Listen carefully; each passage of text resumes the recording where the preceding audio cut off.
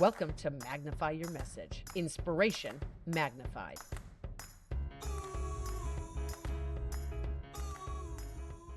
In college, I sold timeshares and I went through a timeshare training, sales training. Okay.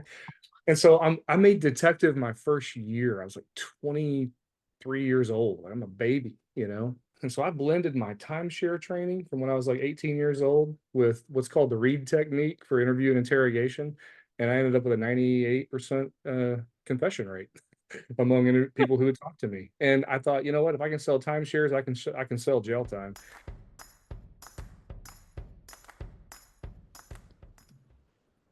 Welcome back to the Magnify Your Message podcast, where we shine a light on extraordinary stories and the powerful messages that are shaping people's lives for the better.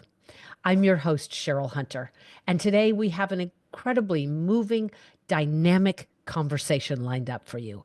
Our guest today is Ricky D. Sluder, a man whose life journey is nothing short of transformational. Ricky is an author, speaker, and also the founder of Accepting Truth, Finding Hope, which is created to support those sidelined by life, helping them step back into the game. Ricky is a former police detective whose life has been shaped by intense challenges from childhood trauma to the pressures of public service. But what makes Ricky's story remarkable isn't just the trials, it's the redemption. Today, Ricky shares how he turned personal devastation into a mission to help others, offering hope, acceptance, and purpose to those who are struggling to find their way in life. Trust me, this is a conversation you are not going to want to miss. So grab a seat, get comfortable, and enjoy. You are going to love today's guest. I have to let you in on a little secret. We were speaking beforehand, Ricky, today's guest, and I. And just as I was about to hit record, I pulled out a Kleenex thinking, oh my, I am confident I'm going to need this for today's interview. So without further delay, I cannot wait to introduce you to Ricky Sluder. Thank you for being here, Ricky. Cheryl, this is an absolute pleasure. I'm so delighted that you invited me onto your show. Thank you. My honor. So tell us, who are you? What do you do? Well, I'm Ricky Sluder. My legal name is Ricky Dale. So I'm a fifth generation Texan. I'm from Fort Worth, Texas. I'm a writer, author. I have a book, and I'm a life and relationship coach. I've also been a former police detective. So my career has been very interesting, Cheryl. That is so interesting.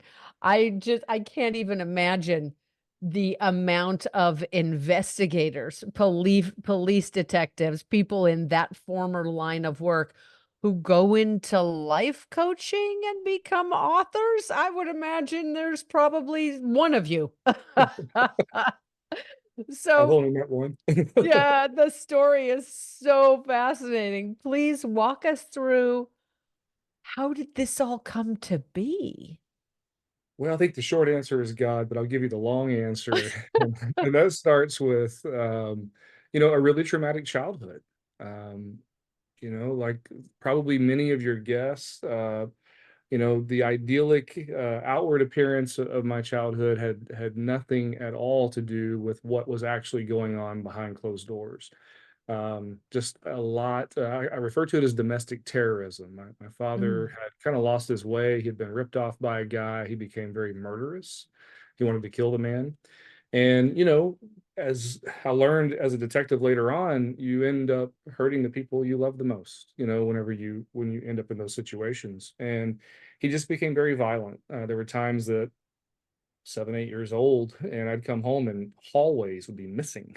Like I, Oh, I I watched him rip a recliner in half with his bare hands. Like when I tell you rage like the Incredible Hulk, it is no understatement.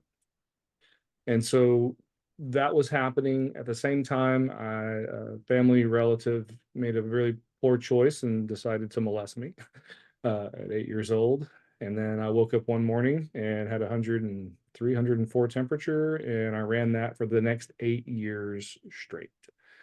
The traumatic stress response caused me to become allergic to almost every food, all types of things environmentally. It's a rare condition, but it happens, and I think my body just responded to that stress in a unique way that Just couldn't caused. take any more. No, I could honestly I could. Uh, It's it's amazing how correlated physical symptoms are with what's going on in our lives and in big our time, environments. big time, big time. And it's there was a book that came out, I think it was the 1970s, Louise Hay's You Can Heal Your Life. Did you ever hear about this? I No, was no, I'm turned not on done. to this book as a I don't even know. I was probably a teenager and someone had given me their old dog-eared copy of it. That's cool. And but it spoke about how our thoughts or our environments or whatever's occurring in our world can show up as physical ailments. Yeah. And it seems as though people are becoming more amenable to that, to the understanding of that, treating the individual as a holistic thing rather than just treating symptoms. So fascinating. You were suffering through this. Your upbringing was an unsafe space. You became ill. Then what happened? Well, 14 was a pivotal moment. I was drinking a lot as a unsupervised youth, as I referred to myself. Hair past my shoulders. I was straight up thug. And me and some friends had been drinking, ran out of beer and beer money, so decided to go to a pawn shop to pawn something to get more. And we got involved in a gang related robbery and knife fight turns into a guy having a knife between my eyes and backed up against the door. I was inside of a car and he had me pinned and told me he was going to kill me. And there's no question he was going to kill me. I've looked into the eyes of some evil people, but this man unparalleled. And very long story short, I talked him out of killing me. And then very few moments later, I watched a friend of mine kill him with a machete.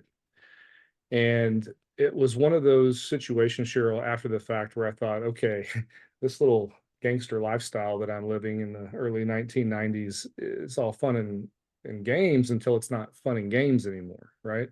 And I thought, no, I may have been born playing white trash, but damn it, I'm not going to die this way. I want to do something with my life. And it was then that I made a decision. I'm going to college. I'm going to go make something out of my life. And I decided, you know what? I want to do it through law enforcement. I want to help the very people that I have been, you know. Wow. And so you got into to law enforcement and you dedicated your life to this. And then you start to see that there's better ways to do it. You've come up with unique methods that helped law enforcement. Share with us about this. It's fascinating. Well, in college, I sold timeshares and I went through a timeshare training, sales training. Okay. And so I made detective my first year. I was like 23 years old. I'm a baby, you know. And I am now on the mean streets of Dallas, Texas. I'm doing these interviews with what we call these old hooks, okay? And they've been in prison longer than I had been alive.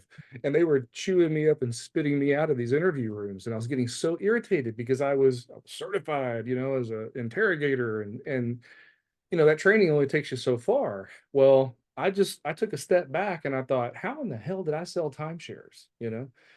And so I went, huh. And so I blended my timeshare training from when I was like 18 years old with what's called the read technique for interview and interrogation, and I ended up with a 98% confession rate among people who would talk to me. And I thought, you know what, if I can sell timeshares, I can sell jail time. And it just came down to some very simple things. Everybody wants to believe they're a good person. And I'd start every interview the same way. I'd say, Cheryl, are you a good person? And the answer is going to be yes. And I'd say, Cheryl, have you ever made a mistake? Of course you have. And I'd say, so have I. And then I'd say, but you're not a damn thief and a liar, are you? And you'd Oh say, my no. gosh. And I'd say, okay, good. Well, and I'm going to table that. Then I'm going to move you into the sequence of events of the evidence that I've collected and start taking you down a path. And then I'm going to corner you. And I'm only going to give you two ways out, and that's to confess or confess. That's it. And and what that meant was I'd say, I believe, Cheryl, you did this because you're a good person who made a mistake. You didn't do it because you're a damn thief and a liar, did you? Oh my, Ricky. And the powerful part of it was I wasn't getting coerced confessions. Yes. I was speaking to the soul. Yes. You weren't beating them into submission. Oh. And everybody wants a way out that makes them feel like that, yeah, I Yes. screwed up, but I did It's it because I'm a good redemptive, it person feels. who made a mistake. Yes. And but I would then take that moment to try to learn about them, Cheryl, and there were times I prayed with people. There were times that I tried my best to speak life and God, Jesus Christ into people when I could. I didn't force it on them, of course, but I just tried my best to share with them, what, you don't have to live life this way. I Mm. once was you. I just didn't get caught. So, you know? Ricky, you come up with this methodology that is giving you 98% confessions. Yeah. And what's more, it sounds like it's offering a path to these individuals to really turn their lives around. I mean, am I reading too much into that? It seems like you're offering them redemption and an opportunity to become who they could be, who they were born to be, not just confess to the crime, but live into that future of being a good person who made a mistake. 100%. My favorite story of all time, from law enforcement, is a lady who she wanted to confess. I could just feel it, but she just couldn't bring herself to say she did it. But she had screwed up and told me early in the interview that she was a Christian.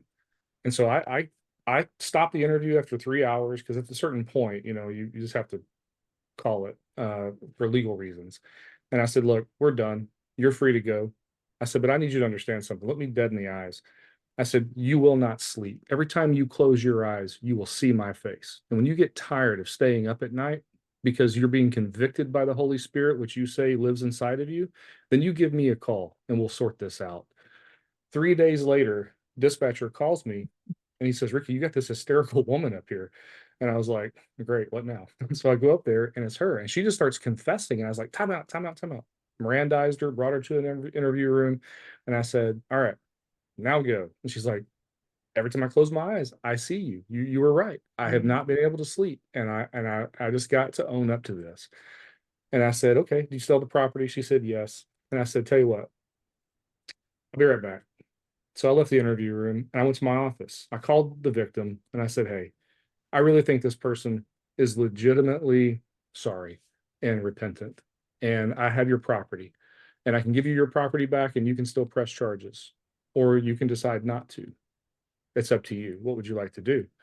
And they said, do you really think that they're going to, like turn their life around? And I said, there is no question in my mind that this lady will never do this again. And the lady who was the victim said, then I'll drop charges.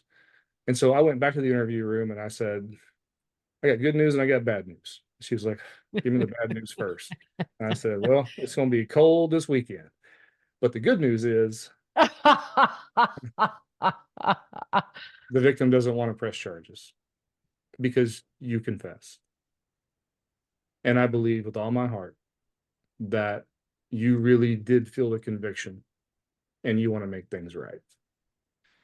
That's what it's about. It's not about putting people in prison. There's no benefit really for that. It's about helping someone see the error of their ways. And then if they can receive grace, oh man, what a day. Wow. What That a day. is such an extraordinary story. Do you know, I was literally just now finished an interview with a fellow, his name is Dr. Kadir Raja, and he is somebody who nearly dropped out of school, was failing out, and someone helped him. and he graduated, did so with honors, went on to college, became a teacher, became the California State Teacher of the Year, and now his commitment is to end the dropout crisis because he says that 80% of crimes that are committed, 80% of people in prison, 80% of all of this are people who were high school dropouts. And he's got them at one end and then you at the other end. I just see the impact of people like you and your extraordinary commitment to making a difference in people's lives. Thank you. So now you make this big difference in law enforcement with your interrogation methodology that is then starts being used by the police department and others, isn't that correct? Yeah, so it was, yes, it was kind of a thing. I tried teaching it, everywhere that I could in law enforcement training.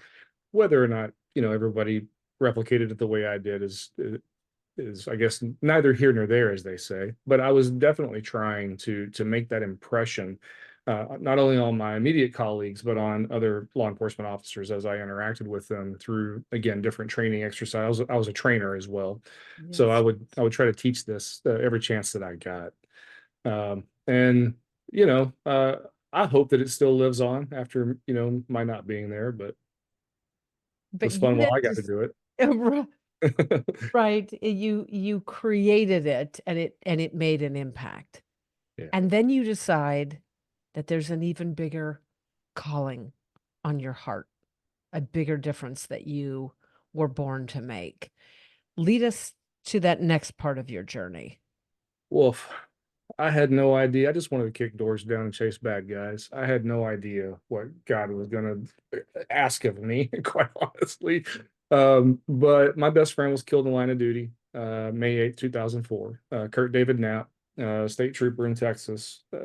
Best human I've ever met in my life. And his daughter Michaela and his son Wyatt were, I think, 3 and 1 respectively. His wife Jennifer and he had been together since like sixth grade. Like they had that love story, and I'd never had that. I never had a loving family. I was in a marriage at that time that just wasn't, it was not a good marriage. Okay. I was not a good husband. Was part of the problem at that time. And long story short, I was so mad at God because I thought, man, I've been trying to die. Like I volunteered to be the first guy in every door, hoping somebody's going to shoot me in the face.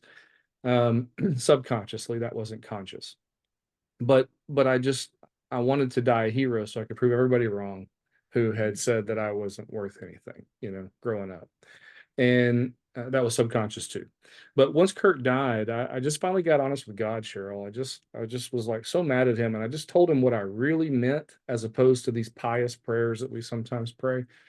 And that kind of kicked off a chain of events over the next, I don't know, several years until my daughter was born. Long story short, there, she was born with 4 heart defects, wasn't supposed to live past 3 weeks old.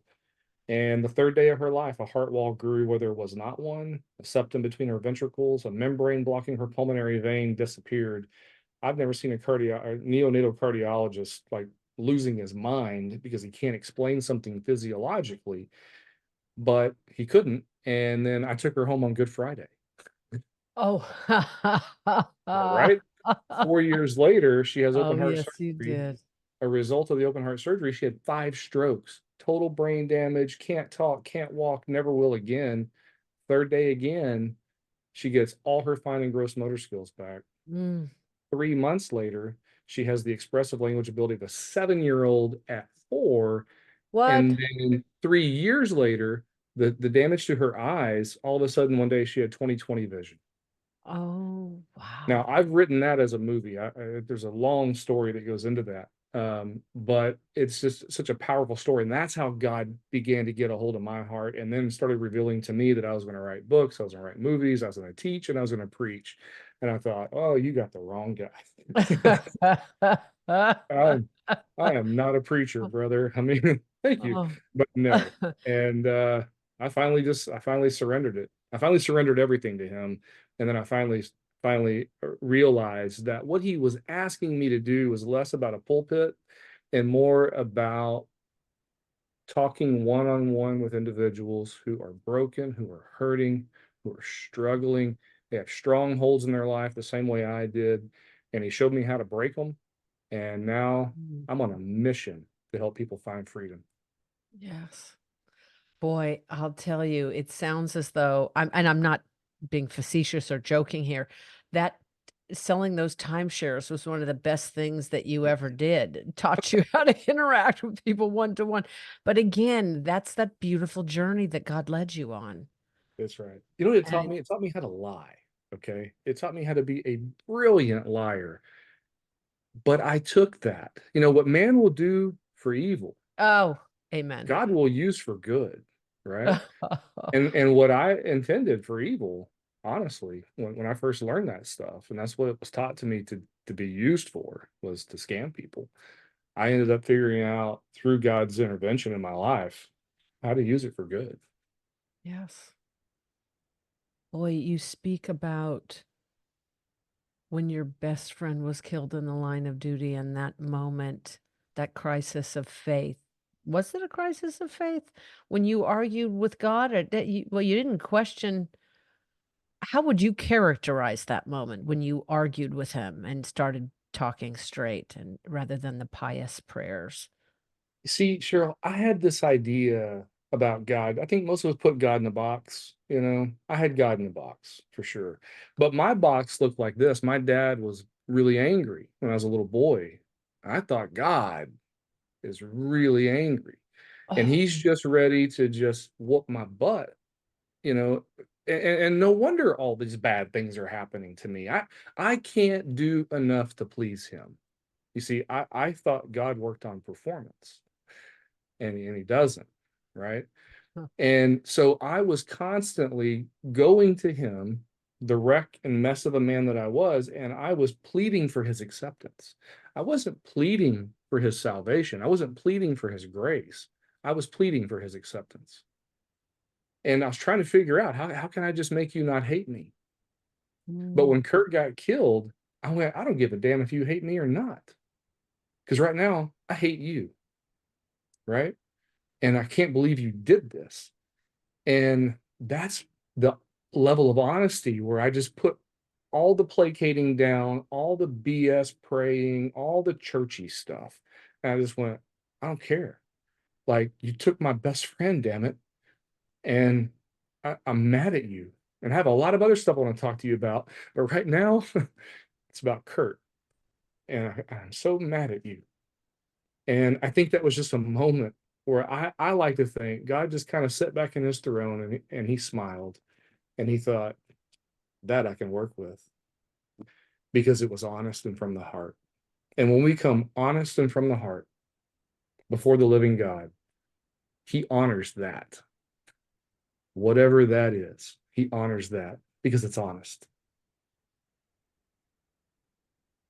When I was kidnapped, Hmm. I a lot of what I just did as I was lying there over those days was bargain with God. Oh, yeah. Please let me be free. I'll be a better person. I'll be nicer to my little brother and sister. I won't talk back to my parents. I'll hold my grandma's hand at the mall or when she tries to hold it at the supermarket or wherever we would go in public. And I'd be so embarrassed as a teenager Right. to hold my grandma's hand. I'll be a better person. And Mhm. I suddenly, I'm free, not suddenly, but here I am then. I'm free. I live. And I had said, God, I'll be happy. I'll be always good and happy if you let me go. And then I was free, he let me go, but I wasn't happy. I wasn't free. I felt more captive than ever in my head. And now I've made these promises to him that I can't fulfill because I can't be happy, I'm thinking. Right. And I'm so mad. How could you let this happen? I know I said I was going to be happy, but I can't because Mhm. you let this happen. You what did I do that was so bad? And similarly, I had a very punitive relationship with God. I'd gone to church with my grandma a lot as a girl because I loved my grandma, spent time with her. But I called her, the father at her church, the pastor there, Father Doom and Gloom. He was very negative, and everything was about fire and brimstone and eternal damnation and the Yeah. the the the Yeah. the the the, the spite and vengefulness of God. And I similarly thought, you can't punish me any worse. Go ahead and try. I'm Right. already in hell. There is no hell other than what I'm in right now. Right. Right. And there was something. This is a very different conversation than I imagined we'd have. It's okay. It's all Bring perfection, it. right? Yeah. It's There was something so liberating about just being in that place. How dare you let this happen to me? You're not kind. God, I've heard them say God is love. You're not love. If you loved me, you'd never let this happen. And then let's fast forward many years down the road. I was being interviewed by Dr. Oz. And I'm not trying to name drop or anything, but I No, just got to but say that's it. Like, that's awesome. who it was, right? And Right. he asks me a question about, because he's like, what was going on while you're in your head while you were kidnapped? And I told him I was bargaining with God. And he said, what would you say to God now? I And I love that. said, thank you. And he Yes. goes, wait a minute, that's impossible. That is That's right. that cannot be. That's absolutely impossible. Nope. It I wanted to have an amazing life. I have an amazing life, and it's because of all of it. And he knows, I don't know. That's right. But thank you for the opportunity to discuss all this. Thank you for sharing that. I have I I've wanted to know that piece. I knew your story, but I didn't know that part. And how the heck do you just, hey, Cheryl, what were you thinking? I've never wanted to just ask you that. So I'm glad you shared that because that's really going to dovetail into something here in a minute, guaranteed. Oh, well, with a cliffhanger like that, please spill. Well, I've had this conversation with many people, and it's taken me a long time, one, to really understand the true character and nature of God. I had to suspend disbelief in all the things that I had ever been taught, first of all, and then really pursue a relationship on my own instead of having borrowed faith from a minister who says this is what you should believe and this is what the Bible says. I started digging in on my own. I also was at the feet of some very gifted Bible teachers who I was learning from. And I say at the feet, it was through the radio. It was in my patrol car, actually. Uh, Wow. yeah. And I wanted, at that time, I wanted head knowledge. I wanted to know the Bible, but it finally started making its way to heart knowledge after my daughter's situation. And I found myself in many, many adverse situations over my life. I have friends who are like, Ricky, if we didn't know better, we'd think you were Job 2.0. Like your life is just ridiculous. And God spoke into that one day. And I had been railing on him, kind of like you were, in a way where you're bargaining, and then you're like, wait a second, I can't even do what I said I was going to do. Right. And then it was, okay, so why are you doing this to me? Right. I kept asking that question over and over and over. Why are you doing this to me? And then it dawned on me one day, Cheryl, not doing it to me, he was doing it for me. For me. All the abuse as a child, he did that for me. And I know for those of you who are out there going, this guy's certifiable, lost his mind. Possibly. I did used to, go into doors with guns and I had a smile on my face. But that aside, he's doing it for you. And all of the adverse things that are there, it's designed to teach you to become better, to become that better version of yourself, if you'll allow it to. But the problem is, so many of us want to just become bitter. We want to be so angry and forlorn and just, God sucks and I hate him and he's a big meanie and I don't want to worship him and screw that. I'll never be a Christian. I'm never going to church again. Okay, you can do all those things. That's fine. But guess what? More tests are coming your way, pal. Why? Because his desire as a daddy, and that's what I call God now. He is my daddy. He's the only daddy I've ever had. And as a daddy, I know I have a 16-year-old daughter and a 3-year-old son. And when I want to teach them a lesson about something that's difficult, it's never fun for them. But the design of my plan and how that I'm trying to get their attention is to make them better, right? I want them to grow and learn from that circumstance. Problem with Christians, especially American or Christians in the West, is that we have this idea that life is just supposed to be good and we're supposed to make a bunch of money and everything's supposed to be great. Yay! It's like a roller coaster life, right? Well, no one ever promised us that. So we have to get through our thick skulls that God doesn't see it the way we do. When we see on a Tuesday morning that we lost our job, our bank account is going into the red, our spouse is cheating on us, or whatever is going on in your life, and but you're becoming a better version of yourself as a result of those bad things, you see it as this is horrible. God sees it as, well, this is good. Look at Ricky grow. Mm-hmm. Look at Ricky grow. That's awesome, son. I'm so proud of you. That test is actually working the way it's designed to work. And so we have to become thankful, just like you said, and say, Lord, thank you that I lost my job. Thank you that I don't have money to pay my bills right now, because if I did, I wouldn't rely on you. I'd rely on me. So have you put all of your faith and everything you've learned over the years into your life coaching practice? 100%. Right. I had no clue I was going to do this. You want to know when I discovered I was going to do this? Oh, yes, I do. Shameless plug, Magnify Your Message. Oh, you're kidding. So when did Well, you come to magnify your message to magnify then, so to speak? well, as an author, okay, Okay. Oh, I had written a book that God told me to write. He gave me the 4 principles for it, and I didn't know what to do with it. I had no clue what to do with it. And when I first met your team, they were like, Ricky, your story is insane. Like, you have so much to share with the world. You've got to be a part of this program because we can help you to kind of figure out what that is. And I built a business from it. wow. And I had no intentions of ever doing that. Not really.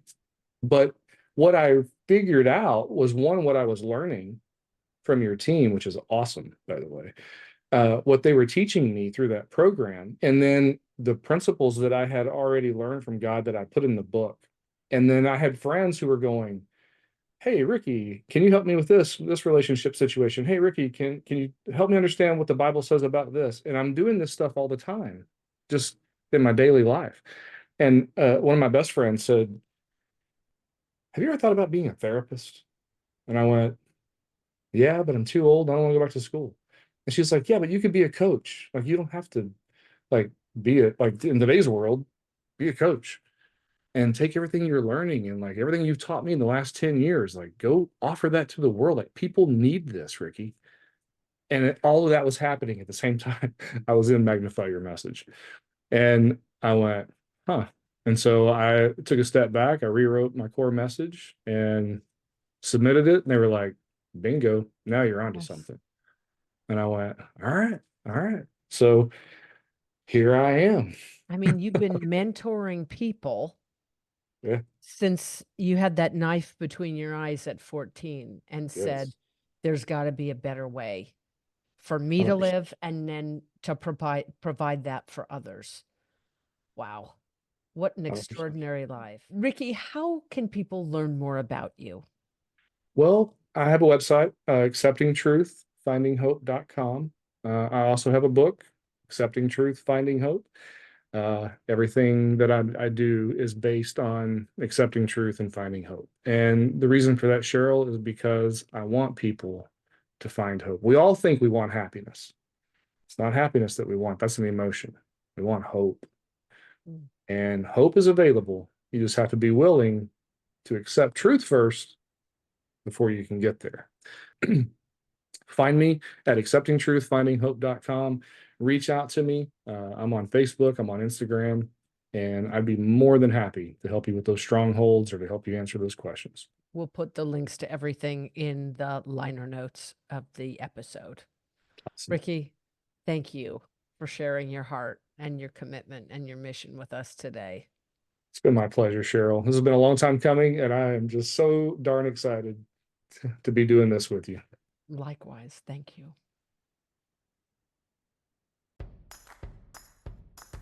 What an incredible journey and powerful message from Ricky D. Sluder. Today's conversation reminds us that no matter how hard life's storms may rage, there's always a path to healing, hope, and purpose. I hope this episode inspires you. Please share it with somebody who might need to hear this message. And please subscribe, rate, and leave a written review for the podcast. It helps us reach more people and magnify more messages, just like Ricky's. Until next time, keep sharing your story and shining your light. I'm Cheryl Hunter, and I'll see you soon. If you enjoyed this, please like, subscribe, and share this episode with everyone that you feel it would benefit. Thank you in advance. And when you're ready to share your story and your work with the world, I can help. Visit CherylHunter.com to learn how. I am Cheryl Hunter, and until next time, know that your message has the power to change the world.